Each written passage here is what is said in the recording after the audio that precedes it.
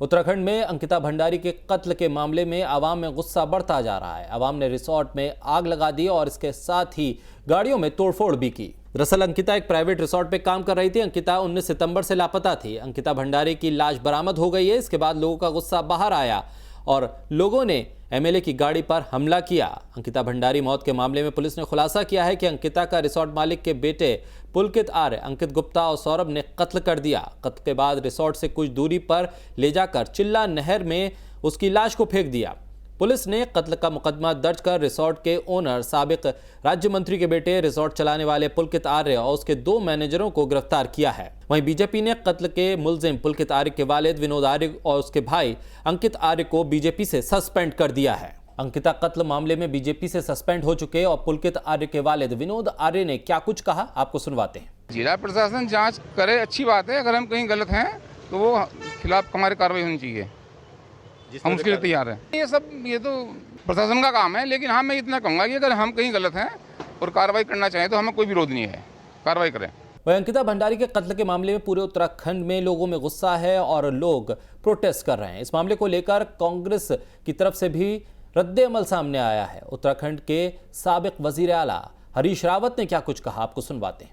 अंकिता बेटा, आप जहाँ कहीं हो, आप केवल उपेंद्र सिंह भंडारी की बेटी नहीं हो, आप सारे उत्तराखंड की बेटी हो। उन सभी बहादुर बेटियों का आदर्श हो जिन्होंने प्रलोभन को ठुकरा कर हर तरीके की धमकी का मुकाबला करते हुए रिजॉर्ट मालिक द्वारा देह व्यापार का हिस्सा बनने से इनकार कर दिया और अपनी जिंदगी को कुर्बान कर दिया। उत्तराखंड हम सब सशक्त बार हमारे बलिदान को नमन कर। अब ये दायित्व सरकार के ऊपर है, पुलिस के ऊपर है कि उन दोषियों को दंडित किया जाए। कितनी अफसोस की बात है कि 6 दिन हमको अपनी बेटी की लाश ढूंढने में लग गए। सारे लोगों को मालूम था कि चिला की नहर में धकेला गया हो और हम चिला की नहर से उस लाश को बैराज से नहीं निकाल पाए। और इस समय मैं कहना चाहता हूं कि साक्ष्यों को नष्ट नहीं होने दें, साक्ष्य समेटने हैं ताकि दोषियों को दंडित किया जा सके। अंकिता भंडारी कत्ल मामले में जहां पूरे सूबे में गम और गुस्से का इजहार लोग कर रहे हैं, तो वहीं कांग्रेस ने बीजेपी आरएसएस को भी घेरा। कांग्रेस की तर्जुमान गरिमा मेहरा ने क्या कुछ कहा, आपको सुनवाते हैं। राष्ट्रीय स्वयं सेवक संघ है, वहाँ की शिक्षा दीक्षा है और ये लोग जितनी भी जमीनें इनके पास हैं, एक तो पहले मैं क्लियर कर दूं, अकेले देहरादून में करोड़ों की अरबों की संपत्ति आरएसएस के पास है। आज खुलासा हुआ है कि फार्मेसी के नाम पर एक आरएसएस वाला विनोद आर्य जमीन लेता है और वहां अपने लड़के का अवैध रिसोर्ट निर्माण करवाता है, जिस रिसोर्ट में बेचारी ये कार्यरत बच्ची, जिसके लिए पूरी जीवन आगे था, जिसके जीवन की शुरुआत थी, जो रंगीन सपने देख रही थी, उसको किस तरह से आपने कुचल कर रख दिया। इसलिए आरएसएस के जमीनों की भी जांच होनी चाहिए, उनका दुरुपयोग कहाँ कहाँ हो रहा है इसकी भी जांच होनी चाहिए। और मुझे लगता है कि नैतिकता के आधार पर न सिर्फ प्रेमचंद अग्रवाल को अभी तक अपना पद छोड़ देना चाहिए था, पहले तो जब जांच बैठी उनकी नियुक्ति पर, वही अपने आप में उनके लिए शर्म से मर जाने वाली बात थी। लेकिन आज जब खुलासा भी कर दिया रितु खंडूरी जी ने कि आपकी नियुक्तियां गलत हुई है, निरस्त की जाती है, तब भी मंत्री अपने पद पर बने हुए हैं, न उनके कोई निष्कासन की खबर हम तक पहुंची है, न पद से इस्तीफा देने की खबर पहुंची है। दिल्ली में आम आदमी पार्टी एमसीडी और बीजेपी पर हमलावर है। आम आदमी पार्टी ने एमसीडी में कूड़ा उठाने के टेंडर में करप्शन का इल्जाम लगाया है। आम आदमी पार्टी के विधायक दुर्गेश पाठक ने क्या कुछ कहा, आपको सुनवाते हैं। भारतीय जनता पार्टी के एमसीडी में एक उनके द्वारा किए गए एक बहुत बड़े भ्रष्टाचार का उजागर हम लोग आपके बीच में कर रहे हैं। ये भ्रष्टाचार, मेरे पास एक डॉक्यूमेंट आया है, ये बड़ा सेंसिटिव डॉक्यूमेंट है और इस डॉक्यूमेंट में जो चीज़ें लिखी हैं उसको पढ़ने के बाद ये लगता है कि लगभग 84 करोड़ रुपए का भ्रष्टाचार भारतीय जनता पार्टी ने एमसीडी में कूड़ा उठाने के नाम पे किया। मैं आपको डिटेल बताता हूं। कूड़े के पहाड़ पर जो भी कूड़ा जाता है दिल्ली से, उसको प्रोसेस किया जाता है और प्रोसेस करने के बाद वहां से कूड़े का निष्पादन होता है, एक जगह से दूसरी जगह जाता है कूड़ा। उसको उठाने का टेंडर भारतीय जनता पार्टी ने फरवरी 2020 में एक कंपनी को दिया 3250 रुपए का। मतलब अगर आप 1 मीट्रिक टन उठाएंगे तो लगभग 3250 रुपए आपको एमसीडी देगी, भारतीय जनता पार्टी की एमसीडी देगी। ऐसा कहकर एक कंपनी को टेंडर दिया गया। कुछ दिन तक वो कंपनी काम चलती रही, सारी चीजें होती रही। एक नया रूल आया अभी जल्दी, और उसमें कहा गया कि भाई आप अपने ट्रकों में जीपीएस लगवाइए। उस कंपनी ने जीपीएस लगाने से मना कर दिया और उसका टेंडर कैंसिल कर दिया गया। तब तक उसने लगभग 3 लाख मीट्रिक टन कूड़े का प्रोसेस कर दिया था। सेम कूड़ा उठाने का टेंडर फिर से दिया गया, और इस बार सोचिए कि कितने पैसे में दिया गया। इस बार वो टेंडर सिर्फ 400 रुपए में मीट्रिक टन पे दिया गया।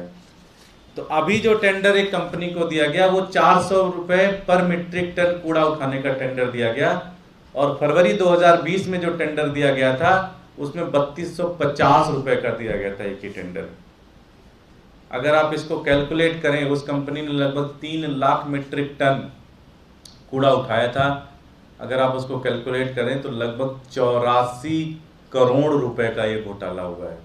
वहीं नई दिल्ली के आईटीओ वाक़े दिल्ली सरकार के दिल्ली सेक्रेटेरिएट पर रिसर्च स्कॉलर्स ने प्रोटेस्ट मार्च निकाला।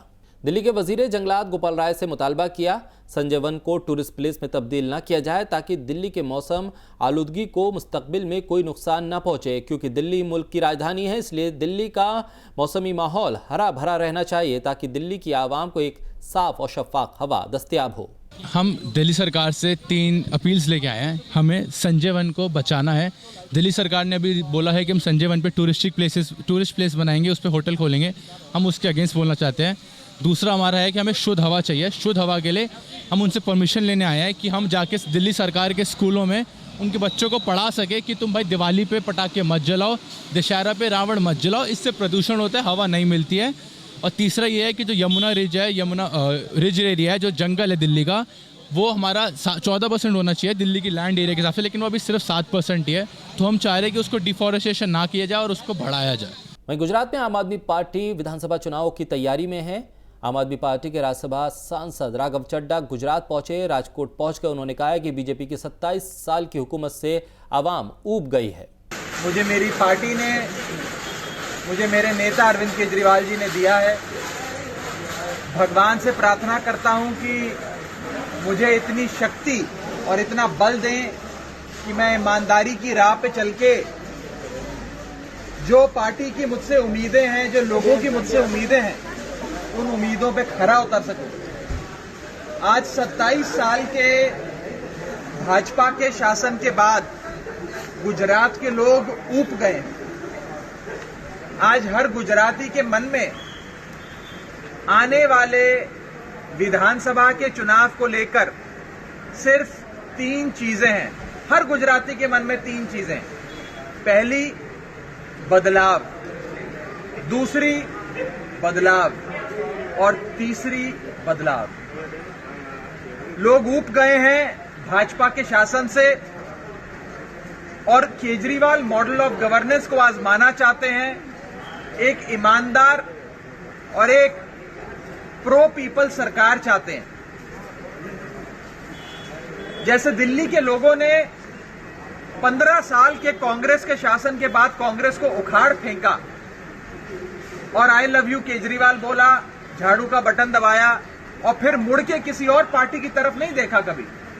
वैसे ही पंजाब के लोगों ने 50 साल की अकाली दल और कांग्रेस की सरकारों को उखाड़ फेंका और आई लव यू केजरीवाल बोला और आम आदमी पार्टी की सरकार बनाई। वैसे ही कुछ 27 साल के भाजपा के शासन के बाद अब समय आ गया है बदलाव का। समय आ गया है Arvind Kejriwal model of governance का, जिसमें हर गरीब से गरीब शख्स को भी वर्ल्ड क्लास शिक्षा मिलती है, वर्ल्ड क्लास स्वास्थ्य की सेवाएं, ऑपरेशन, दवाइयां, मेडिसिन बिल्कुल मुफ्त मिलती है, हर बच्चे को अच्छी शिक्षा मिलती है, वो गरीब से गरीब मजदूर का बच्चा हो या बहुत बड़े जज का बेटा हो, एक बेंच पे बैठ के एक क्लास में A1 फर्स्ट क्लास शिक्षा ग्रहण करते हैं।